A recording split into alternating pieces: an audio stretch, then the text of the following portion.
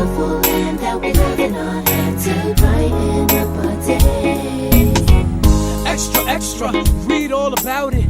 PGK Read-A-Thon today. Say it loud, kids. Gather round here, form a little circle there. We're gonna take you on a ride to imagine anywhere that you wanna be, where you wanna go. Open up a B-double-O-K and we'll show all the different faces, all the different places. It's amazing what you'll find between the pages. How many books have we read up today?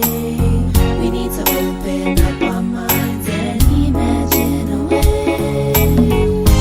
How often do we go and turn the page of this beautiful land that we hold in our hand to brighten up our day? Let's read an entry. Readamentary. Use our eyes to visualize and learn. Let's read an entry. Readamentary. Use our eyes to visualize and learn. listen up, kids. This is how we'll venture off, exploring every little word we saw, read and understood. Now we're catching on, and every book has a message. Pass it on. How many books have we read up today?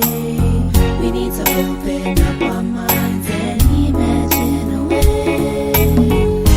How often do we go and turn the page of this beautiful land that we hold in our hand to brighten up our day?